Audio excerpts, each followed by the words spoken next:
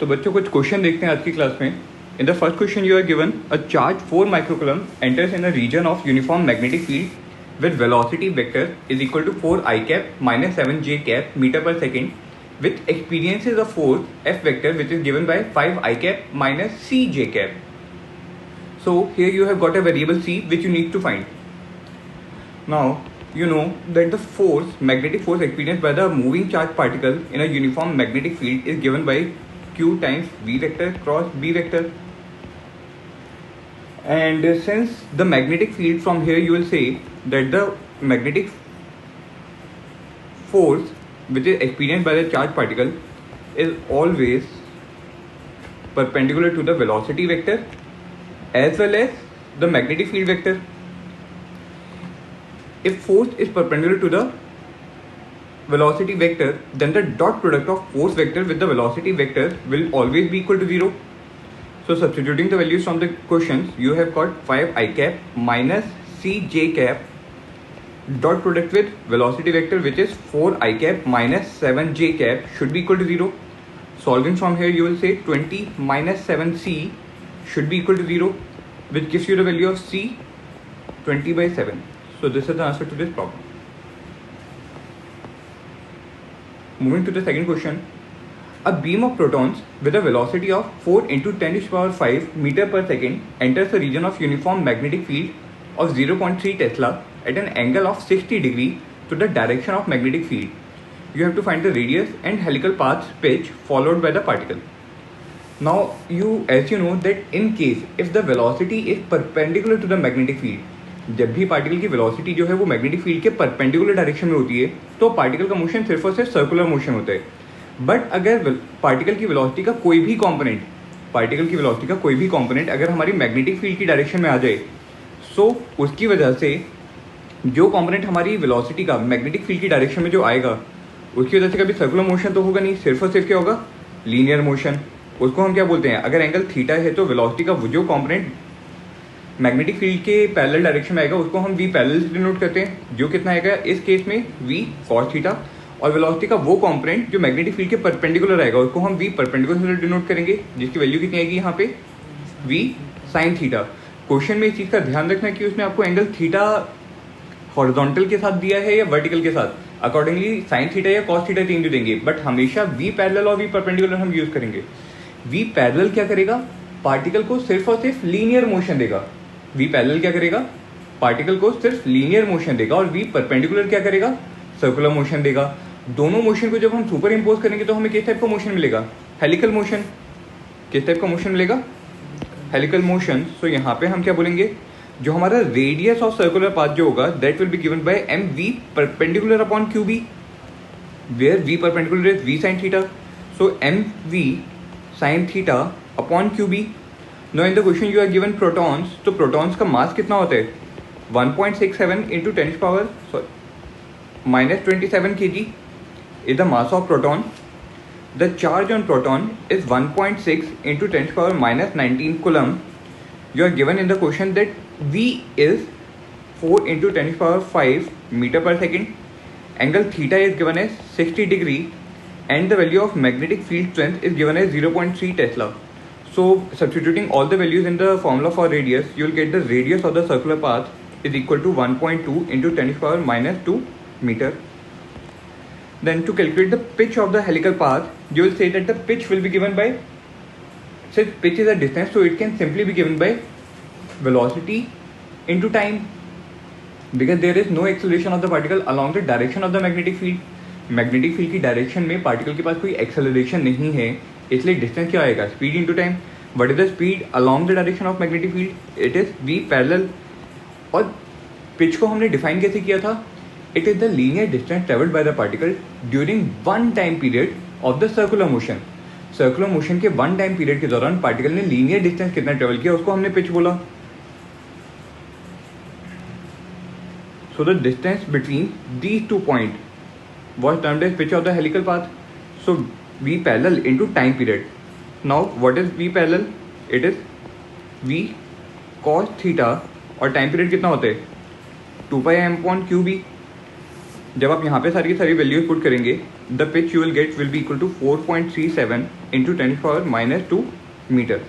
So this is the answer to the second part of the problem. ठीक है, अगला question देखिए. A beam of singly ionized charge particles having kinetic energy 1000 electron volt contain particles of masses 8 into 10⁻⁻27 kg and 1.6 into 10⁻⁻26 kg, which emerge from one end of the accelerator tube. There is a plate at a distance of 0.01 meters from end of the tube placed perpendicular to it. Find the minimum magnetic field in the region so that beam will not strike the plate. So you have to just analyze the question and draw the figure by yourself. यहाँ पे आपको एक plate given है. Let this green colour plate is there.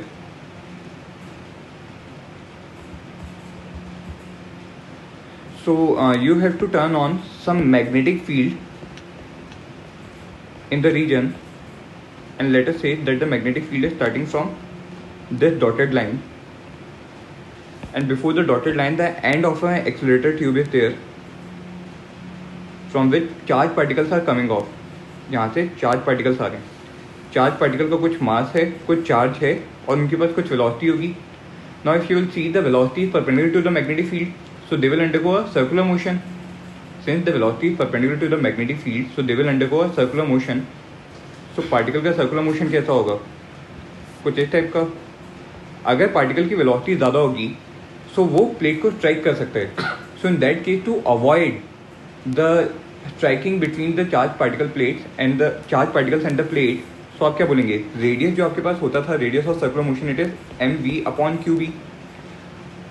अगर आपको radius कम करोगे so the chances of striking the charge particle to the plate will decrease. लेकिन रेडियस को आप कम कैसे करोगे? By increasing the magnitude of magnetic field. Magnetic field बढ़ाते जाओगे तो रेडियस क्या होता जाएगा? कम होता जाएगा.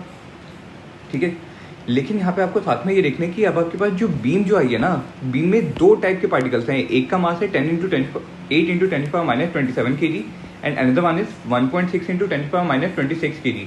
सो कौन से पार्टिकल के चांसेस सबसे ज़्यादा स्ट्राइक करने के? अगर आपने उसी पार्टिकल को बचा दिया जिसके सबसे ज़्यादा चांसेस थे तो आपका सिस्टम ही पूरा पूरा बच जाएगा, कोई भी चार्ज पार्टिकल नहीं स्ट्राइक करेगा. सो mv क्या है आपके पास? Momentum. This can also be written as momentum p/qb. And as you know, momentum can be also given by 2mk, where k is the kinetic energy of the charged particle. So substituting the value of momentum from this in the formula for radius, you will get radius is equal to under root of 2 pi k upon qb. 2mk upon qb.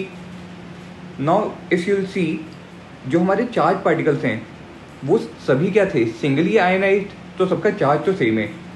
All the charges are placed in the same magnetic field, as well as it is also given that the charges are having the same kinetic energy as well. सभी particles की kinetic energy भी कितनी given है? 1000 electron volt, 10,000 electron volt, which is same for every particle. So only variable is the mass of the charge particle. So you will see, since radius is proportional to square root of the mass of the charge particle, so if mass is large, अगर mass ज़्यादा आएगा तो बताओ radius भी क्या आएगा? ज़्यादा आएगा. सो जिस पार्टिकल का मास ज़्यादा है उसके चांसेस ज़्यादा है स्ट्राइक करने के. ठीक है, सो आपको क्या करना पड़ेगा? To avoid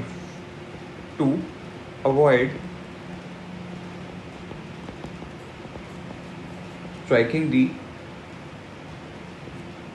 charge particles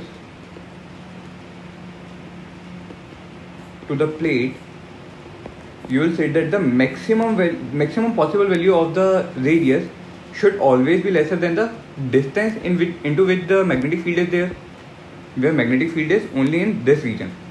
This is the distance d, which is also given to you as 0.01 meter. So जो सबसे बड़ा वाला रेडियस है, अगर वो भी हमारे डिस्टेंस से कम हो गया तो कोई भी चार्ज पार्टिकल प्लेट को स्ट्राइक नहीं करेगा. ठीक है, तो आप वैल्यू पुट करो. रेडियस कितना मिला था? R is equal to under root 2mk upon qb should be less than d. So magnetic field B कितनी होनी चाहिए? Greater than under root 2mk upon Q into D. आइए वैल्यू पुट कीजिए।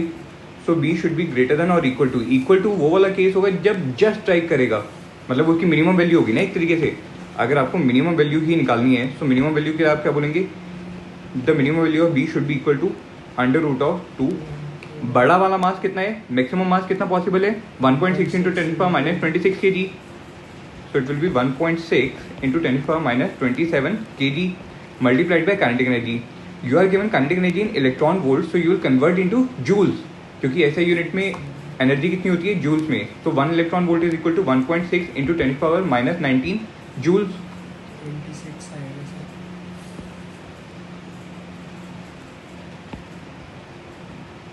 Whole divided by, it was singly ionized, all the charged particles were singly ionized, so the charge is equal to 1 electron, or charge is equal to the charge of 1 proton, equivalent to 1 proton. So Q will be equal to 1.6 into 10⁻19 coulombs, and the distance is given as 0.01 meter. Substituting the value, you will get under root of 2 Tesla, which will be the answer to this problem. समझ आया? आगे देखो, a charged particle having mass m and charge q is accelerated by a potential difference of v volts. Find the time after which it will come out from the magnetic field, and as shown in the figure that the charged particle is entering the magnetic field making some angle theta with the vertical. ठीक है, तो यहाँ पे देखो क्या होगा आपके charge particle के साथ।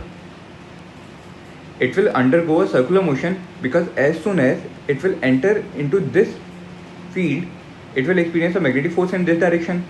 Since in the case of a charged particle moving in a magnetic field, it will undergo a circular motion. So और सर्कुलर मोशन में जब भी हमारा सेंट्रीपिटल फोर्स जो लगता है वो हमेशा सेंटर के अलॉन्ग लगता है। सो अगर हमारा फोर्स इस डायरेक्शन में लग रहा है perpendicular to the magnetic field, so you can definitely say that centre जो रहा होगा सर्कुलर मोशन का वो कहीं यहाँ पे रहा होगा। तो अगर हम अपने चार्ज पार्टिकल का मोशन पूरा कंप्लीट करें, so motion will be something like this. Sorry. And at the point when it will leave the magnetic field again, it will leave with the same velocity, making the same angle with the vertical. Velocity क्यों same रहेगी, क्योंकि जो हमारा centripetal force या magnetic force जो है वो कभी भी हमारे पार्टिकल की वेलोसिटी की डायरेक्शन में नहीं लगता, वो सिर्फ और सिर्फ वेलोसिटी की डायरेक्शन को चेंज करेगा, मैग्नीट्यूड को नहीं चेंज करेगा। इसलिए काइनेटिक एनर्जी भी सेम रहती है और work done by the magnetic force it is always zero. So अगर काइनेटिक एनर्जी सेम रहेगी तो वेलोसिटी क्या रहेगी, सेम रहेगी पार्टिकल की। ठीक है, so now assuming that the centre of the circular motion is over here, if this angle is theta then you will say ये वाला रिमेनिंग एंगल कितना होगा 90 minus theta. If this angle is theta 90 degree, so this angle will be equal to theta. ऐसे ही जिस point पे वो बाहर निकलेगा उसने भी एंगल कितना बनाया होगा थीटा। सो पार्टिकल ने टोटल कितना एंगल ट्रेवल किया, यहाँ से लेके यहाँ तक का कितना एंगल हो जाएगा 2π माइनस 2 थीटा।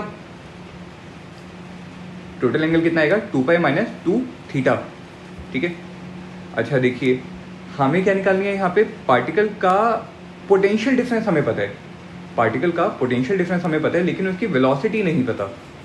सो हम सबसे पहले वेलोसिटी निकालेंगे। वेलोसिटी कैसे निकालोगे, by equating the energies.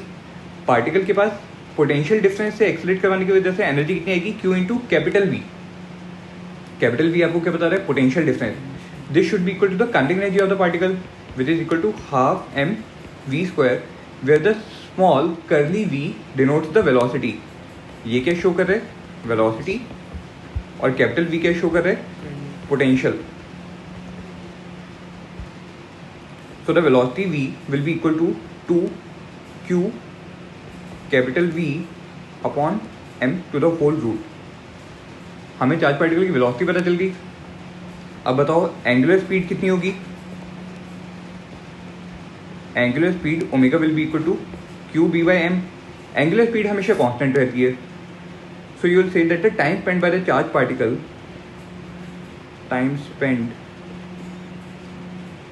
by charged particle inside magnetic field, this time t will be given by theta upon q, और you may say phi upon omega where phi is the angle travelled by the charge particle inside the magnetic field. कितना angle चला है वो? 2 pi minus 2 theta divided by angular velocity omega.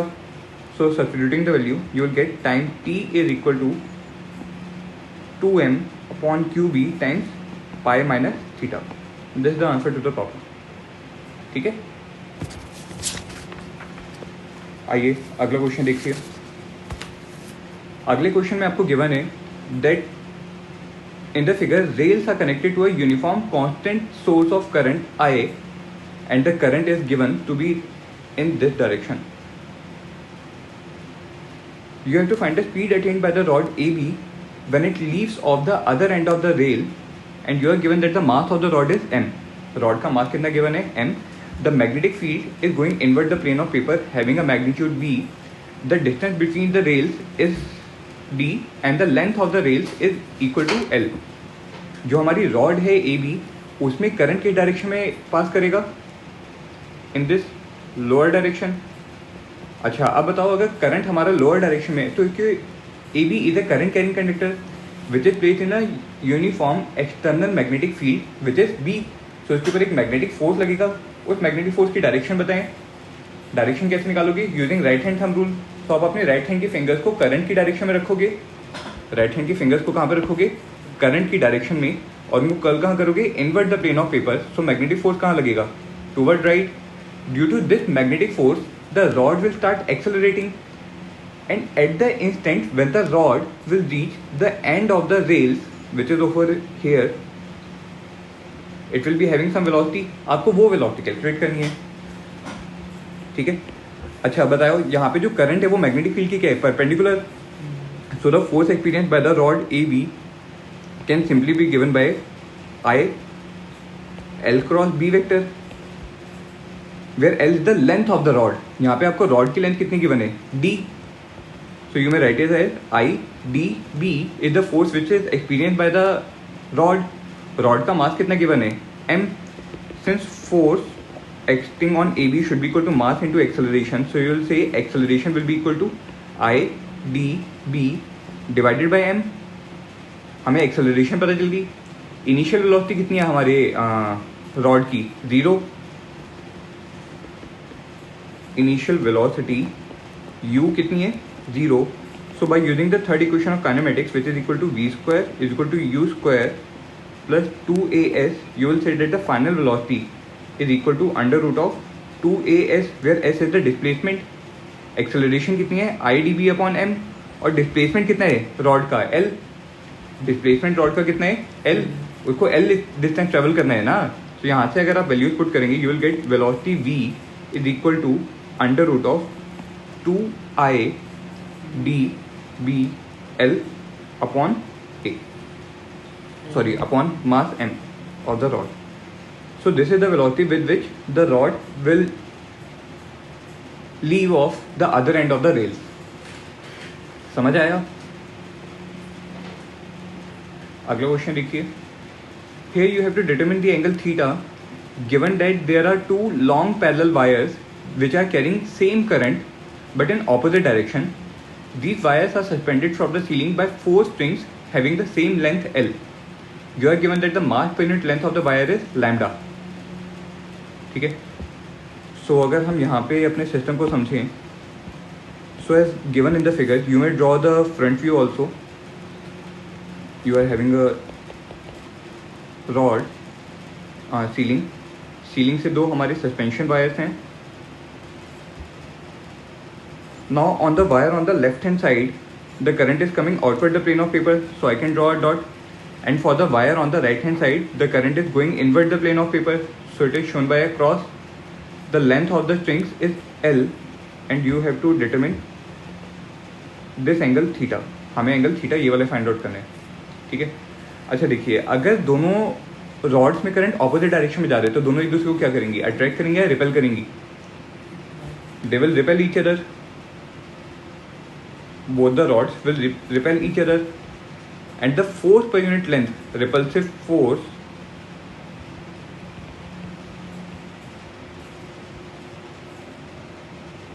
on wire per unit length हमने calculate किया था। बताओ वो repulsive force कितना होते, mu naught I1 I2 upon 2 pi r. In this case, the current in both the wires are same and the distance r should be taken as distance between the two wires. This distance is r, which will become equal to 2 times L sin theta.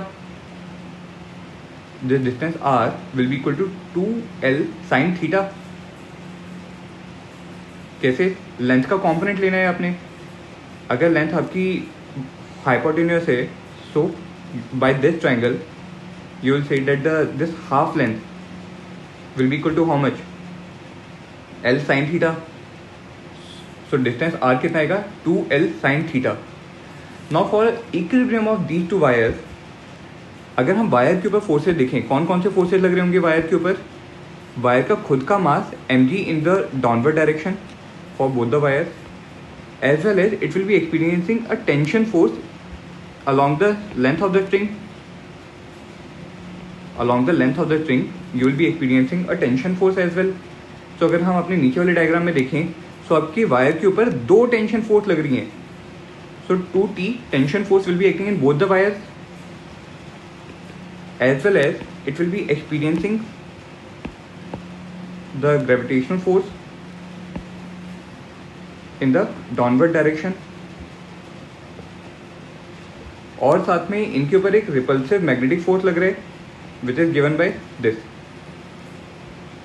ठीक है. सो अगर हम wire की equilibrium की बात करें, तो जो हमारे पास टेंशन फोर्स 2T है, उसका एक कंपोनेंट जो वर्टिकल डायरेक्शन में आएगा वो कितना आएगा, 2T sine theta.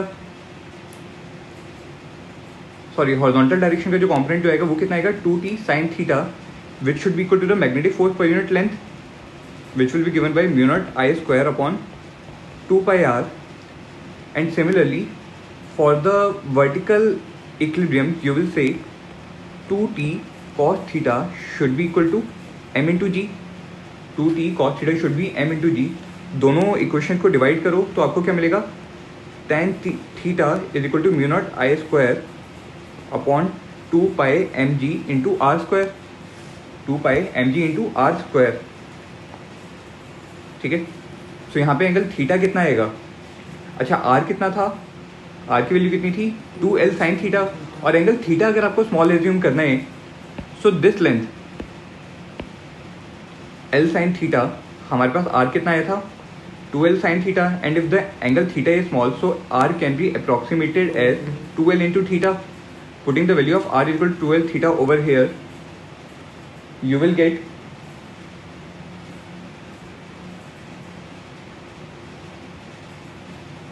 square of theta in the denominator. Square of theta आपको कहाँ पे मिलेगा, डिनोमिनेटर में मिलेगा. Sorry, this is not r square, this is r only. तो वैल्यू सब्स्टिट्यूट करो, tan थीटा को भी अप्रोक्सीमेटली हम थीटा लिख सकते हैं.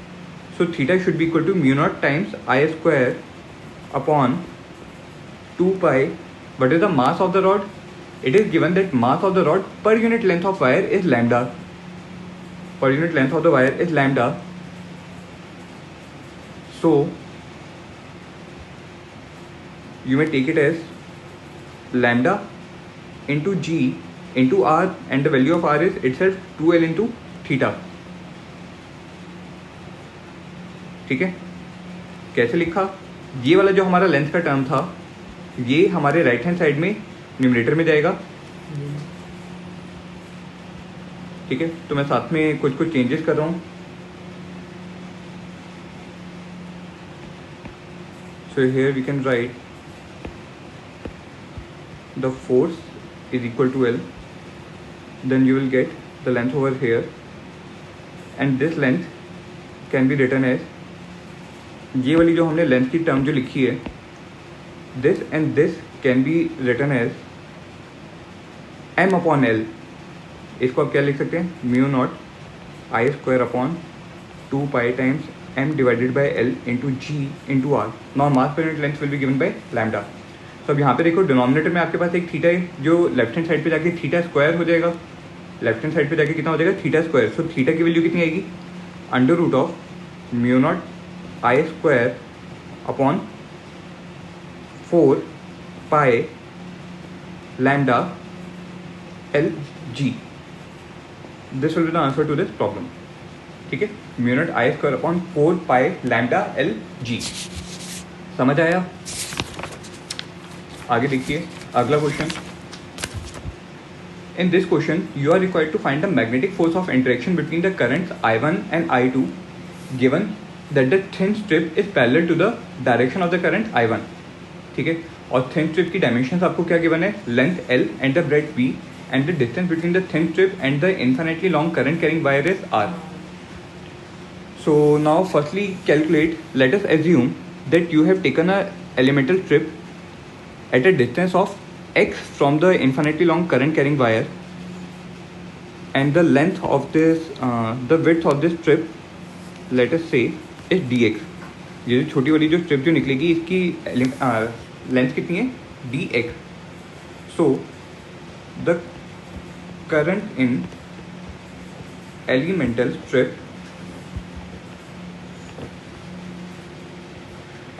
है तो इसमें करंट कितना होगा छोटा सा करंट होगा di which will be equal to current per unit area.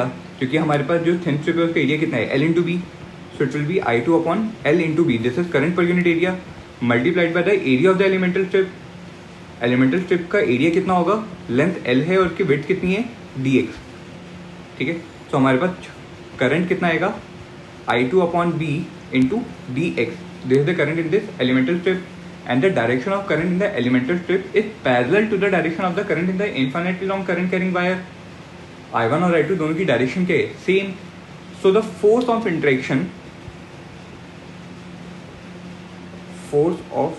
Interaction between I1 and di. क्योंकि अब मैं di को एक वायर की तरह एज्यूम कर सकता हूँ क्योंकि उसकी वेट नेग्लिजिबल है तो इसको एक वायर की तरह मैंने एज्यूम कर लिया. तो दोनों के बीच में जो फोर्स ऑफ इंटरेक्शन जो आएगा वो कितना आएगा dF which will be equal to mu naught I1 di into length L upon 2 pi x upon 2 pi x. क्योंकि मेरे वायर्स के बीच में जो डिस्टेंस जो है अब वो कितना हो गया है x. Not to calculate the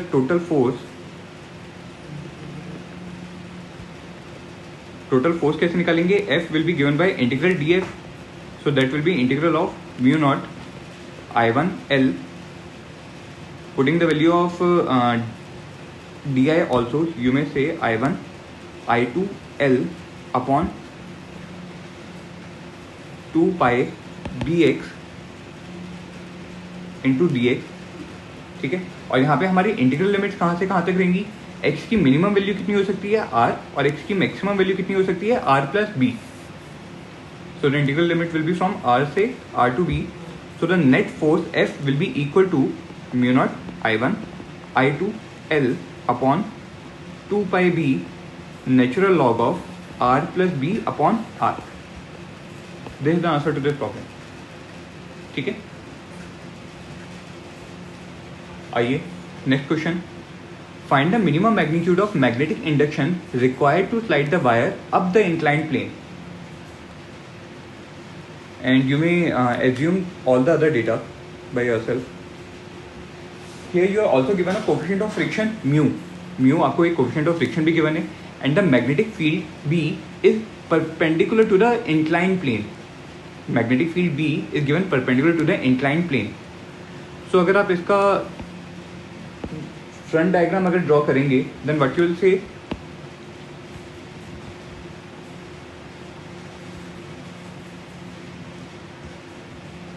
you are having a orientation like this where this angle is alpha.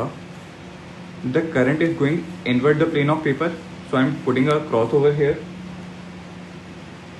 अब जो हमारा मास mg है which always acts in the vertically downward direction, it will be having a component in the direction of the inclined plane and this component will be equal to mg sin alpha.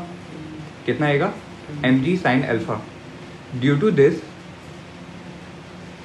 the tendency of the friction force will be acting in the direction of upward the inclined plane. लेकिन पहले आपको साथ में ये भी देखना होगा कि जो हमारी मैग्नेटिक फील्ड जो लग रही है वो किस डायरेक्शन में फोर्स लगा रही है. बताओ मैग्नेटिक फील्ड जो लग रही है हमारे करंट कैरिंग वायर के ऊपर, that is acting in this direction. So using right hand thumb rule आप अपनी राइट हैंड की फिंगर्स को करंट की डायरेक्शन में रखोगे, मतलब किस डायरेक्शन में रखोगे यहाँ पे, और उसको कर्ल कहाँ करोगे, अंदर की तरफ. तो मैग्नेटिक फोर्स कहाँ लगेगा, in the direction upward the inclined plane. कहाँ पे लगेगा, in a direction upward the inclined plane. So this will be the direction of magnetic force which will be acting on the current carrying wire. अगर magnetic force का magnitude ज़्यादा हुआ, इतना ज़्यादा हुआ कि वो एम जी साइन थीटा को ओवरकम कर ले, तो उस केस में फ्रिक्शनल फोर्स कहाँ लगेगा, in the downward direction. This will be the direction of the frictional force. और अगर मैग्नेटिक आपको निकालना क्या है क्वेश्चन में, find the minimum magnitude of the magnetic induction required to slide the wire up the inclined plane. तो अगर आपको वायर को ऊपर लेके जाना है तो मैग्नेटिक फोर्स ऊपर की डायरेक्शन में जो लग रहा है उसकी वजह से जो फ्रिक्शनल फोर्स आएगा वो कहाँ पे आएगा, डाउनवर्ड डायरेक्शन. क्योंकि रॉड की जैसे ही टेंडेंसी अपवर्ड जाने की होगी तो फ्रिक्शनल फोर्स कहाँ लगेगा, उसके ऑपोजिट डायरेक्शन में लगेगा. सो frictional force will definitely act in the downward direction. ठीक है. और साथ में जो हमारा मास mg है उसका एक कंपोनेंट जो इंक्लाइंड प्लेन के परपेंडिकुलर डायरेक्शन में आएगा, that one will be mg cos theta. कितना आएगा वो, mg cos थीटा. तो बताओ फ्रिक्शनल फोर्स F की मैक्सिमम पॉसिबल वैल्यू कितनी होती है, mu times normal reaction n, mu times the normal reaction n, and the normal reaction n will be acting perpendicular to the inclined plane. So since normal reaction force n is equal to mg cos theta, and I am again repeating that the maximum possible value of the friction force is given by mu into n. So friction की maximum value कितनी हो जाएगी, mu mg cos theta. कितनी आएगी, mu mg cos theta. Then you will say that for wire to slide up the inclined plane,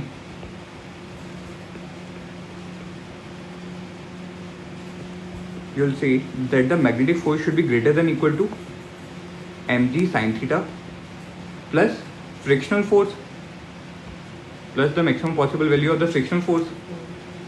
ठीक है. What is the magnetic force which is acting on the current carrying wire, BIL should be greater than equal to mg sin theta plus mu times mg cos theta plus mu times mg cos theta. यहाँ पे हम theta नहीं use करेंगे, हमें question में alpha given है, so everywhere I will replace this by alpha.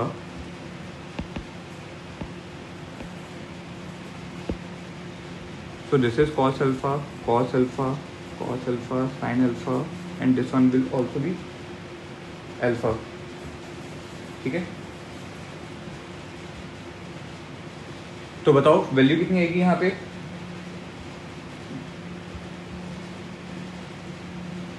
the strength of the magnetic field B will be greater than equal to mg sin alpha.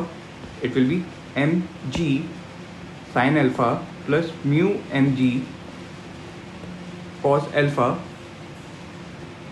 whole divided by I into L. This is the answer to this problem. So this is the minimum magnitude of the magnetic field which is required to slide the wire up the inclined plane. ठीक है.